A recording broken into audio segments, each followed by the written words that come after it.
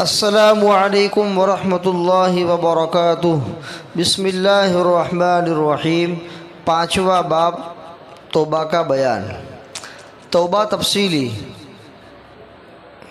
اس سے پہلے توبہ اجمالی کا بیان ہوا تھا اگلے سبق میں، اب توبہ تفصیلی کا بیان ہے۔ توبہ تفصیلی، لیکن توبہ اجمالی کرنے کا یہ مطلب نہیں ہے کہ اب بالکل پاک صاف ہو گئے، اب کچھ نہیں کرنا، بلکہ اس کے بعد توبہ تفصیلی ضروری ہے۔ وہ اس طرح کہ جن گناہوں کی تلافی ممکن ہے ان کی تلافی کرنا شروع کر دے۔ جب تک انسان ان کی تلافی نہیں کرے گا اس وقت تک اس کی توبہ کامل نہیں ہوگی۔ مثلا فرض نمازیں چھوٹ گئی تھی، اب جب نمازیں چھوٹ جانے کا خیال آیا تو اب توبہ کر لی، لیکن زندگی کے اندر موت سے پہلے ان نمازوں کی قضا کرنا واجب ہے، اور اگر توبہ کر کے اطمینان سے بیٹھ گیا اور نمازوں کی قضا نہیں کی تو اس صورت میں توبہ کامل نہیں ہوئی، اس لیے کہ جن گناہوں کی تلافی ممکن تھی ان کی تلافی نہیں کی۔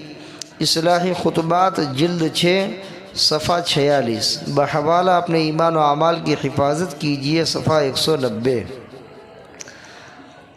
تو پہلے توبہ اجمالی کرنی ہے، اس کے بعد توبہ تفصیلی کرنی ہے۔ توبہ اجمالی کہتے ہیں کہ جتنے بھی گناہ یاد آئے ان تمام گناہوں کی معافی مانگے اللہ رب العزت سے، اور پھر اس کے بعد توبہ تفصیلی کرے کہ ان گناہوں کے اندر توبہ کرنے کے بعد پھر ان گناہوں سے توبہ کرنے کے بعد پھر جس بنیاد پر وہ گناہ صادر ہوا تھا، مثلا نماز چھوڑنے کی وجہ سے گناہ صادر ہوا تھا تو توبہ اجمالی کر لی تو جس سے نماز کا گناہ معاف ہو گیا، لیکن اب نماز چھوڑنے کی وجہ سے جو گناہ ہوا تھا اب وہ نماز چھوڑنا باقی ہے، لہذا نماز کو دوبارہ پڑھنا پڑے گا، یعنی اس کی قضا کرنی پڑے گی۔ یہ ہوئی توبہ تفصیلی۔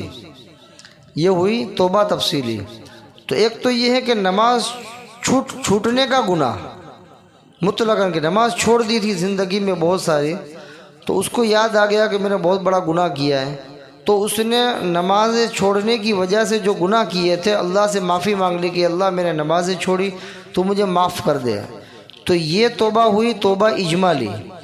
پھر نمازیں قضا باقی ہے، صرف توبہ اجمالی کرنے سے کام نہیں چلے گا، اس لیے کہ نمازیں جو چھوڑ دی تھی اس کی قضا تو کرنا ہی ہے، لہذا اب توبہ تفصیلی کرنی پڑے گی، اور توبہ تفصیلی کی صورت یہ ہے کہ ان نمازوں کی قضا کرے، اس لیے کہ نماز زندگی کے اندر وہ قضا کر سکتا ہے اور اس کی قضا کرنا ممکن ہے، اس کی تلافی ممکن ہے، اس وجہ سے وہ کیا کرے گا، نمازوں کی قضا کرے گا۔